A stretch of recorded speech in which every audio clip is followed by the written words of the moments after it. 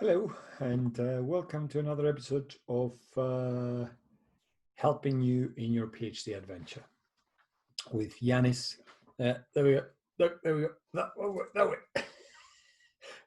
Dr. Ioannis Savas-Pantelidis. That's me. I'm Director of Doctoral Studies at the University of Brighton Doctoral College, but all views are mine, as always. These are my thoughts.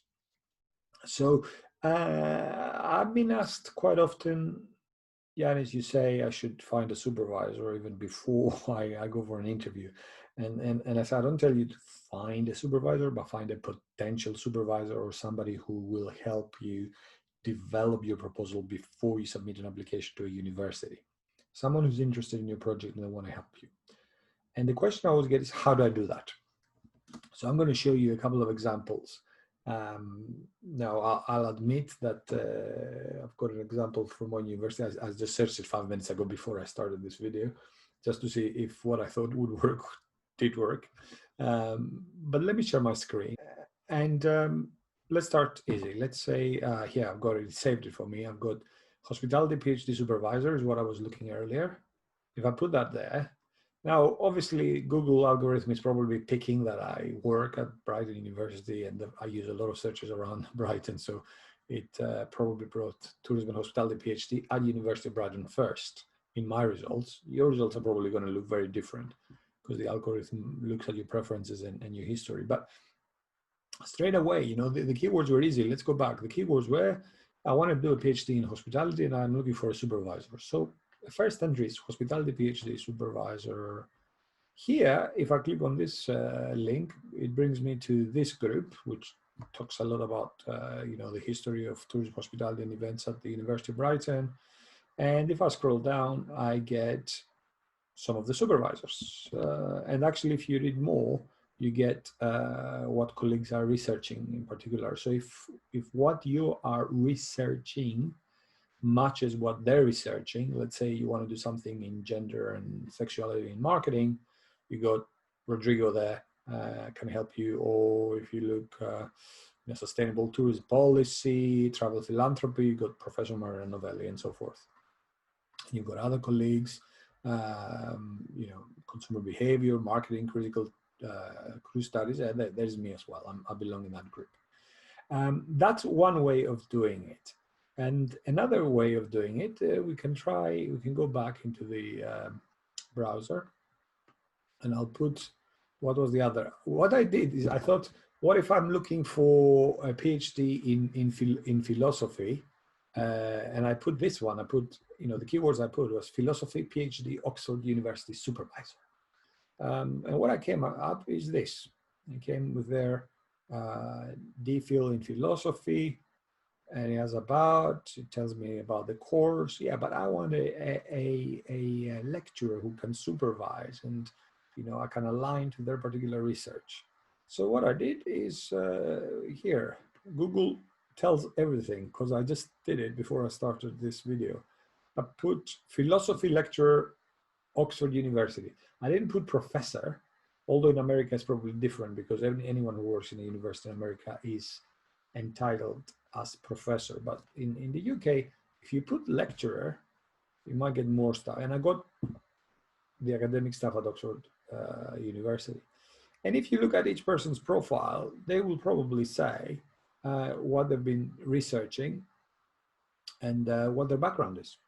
And you search and you search until you find somebody that you feel that is the research matches, or as closely matches, or you might think there's something there that suggests there's an interest in the research to yours.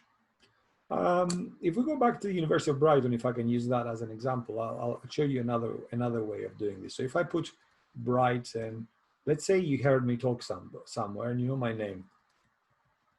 There you go, it comes up, right? So I'll put my surname. And some universities use this research, HTTPS research, and then they've got their brighton.ac.uk. So if I take my profile away and go back to this research brighton.ac.uk. Now, I don't know how many universities are out there. I think there are quite a few that use this portal for their researchers. And you can look at profiles. There's 1,156 profiles there connected. Let's put philosophy again, right?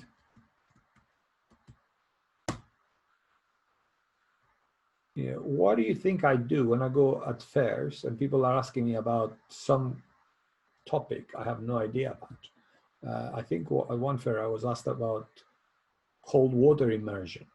And, very quickly Googled, found an article, found a co-author of an article, recent one, who's actually a member of staff at our university, and then found their name. It's just basic research that you should really have mastered at master level or final year undergraduate. You don't even need a degree to do this type of desk research, really. Anyway, here we go. We've got a number of colleagues, and I start understanding which schools they might be working at. And if I go further into their profile, I can find more about them and whether the topic matches. I can also see how many sort of organizational units they might have in the area. You tend to have research groups in most universities. They are smaller units, and the bigger units normally are called centers. So, for example, the Center of Research and Enterprise Excellence here. And if you click on those, you get more information. You see their membership, and you see some outputs. And the system gives you also the network, where these individuals are connected. And that gives you a deeper understanding of, the culture of the particular individuals in that network, etc. It gives you a better feeling. Another way you can do it is, you can go into, let's say I'm going to go back to Google, and I will look for a paper in what? I don't know. Artificial intelligence. Let's put artificial. I don't know why artificial intelligence journal paper. And then, I'm looking for scholarly articles, okay? Now, I'm pretending that I'm not in any university and I don't have any access to their online library, which have the newest, but yeah, there you go. You get one in, from Canadian Association of Radiologists. And if you're into your radiology, there you go. You get names.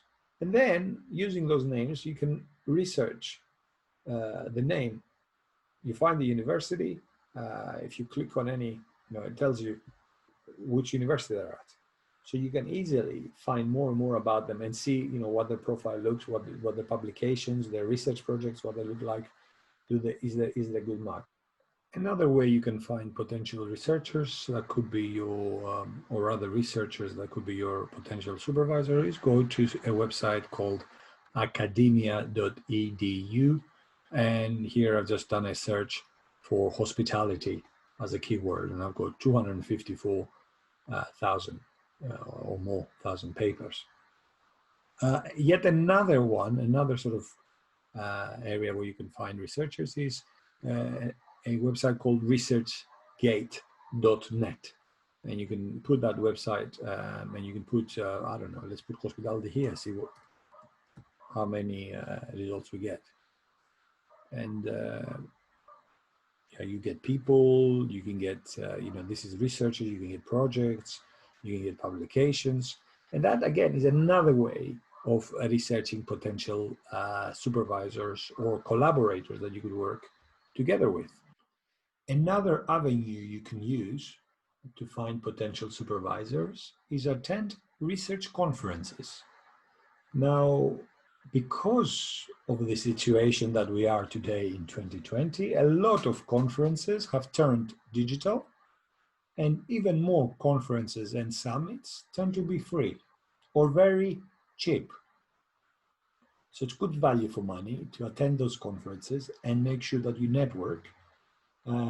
Choose the conferences that represent your area of research. And who knows, if you network well, potential supervisors might be there, or the people there might suggest potential good supervisors for the project that you're trying to do. Now, having used all these tools and approaches, let's say, and I'm sure there are far more approaches out there, but let's say you found somebody and you've created your list of the 5 names, yeah, in order of hierarchy of who you want to talk to, or you just found one. What should you do? The first thing I would do is look at that particular university's website and find information about the sections of the proposal, what to have in the proposal, how big it should be, etc. And develop the proposal to the best of your ability. When you reach it at a good level, and make sure you use a software like Grammarly to go through the spelling mistakes and any grammatical mistakes, construct a really nice email where you introduce yourself to the potential supervisor, attach the proposal, and don't forget in that email to say some of the following information. After you introduce yourself and you explain why you're interested in this particular area and how your area aligns to theirs, and that's the reason you're contacting them. Say whether you have approached any other universities, whether you're interested in doing it, the PhD or the doctorate, DBA, whatever it is, as a full-time or as a part-time student. And say something about the finance part as well. Say if you are thinking of being self-financed, self-funded, then say that in that email. If you are hoping for funding from the university, also say that. But I need to warn you that any funded projects or any funding for PhDs is very competitive. And we as lecturers or the professors have very, no, they have none. They have no real, as individuals, we have no way of choosing who's going to be our, who's going to take that money, who's going to do that PhD. There's going to be a proper panel, there's interviewing processes, it's all competitive and transparent. And that's how it should be, really. Because as with every project, you're trying to find the right team, the right project with the right team and the right resources. So the individual who takes it has to be the right person. And like everything in life, it has to be competitive. Everybody has to have an opportunity out there. So when you construct the email, you send it. I would wait about a week.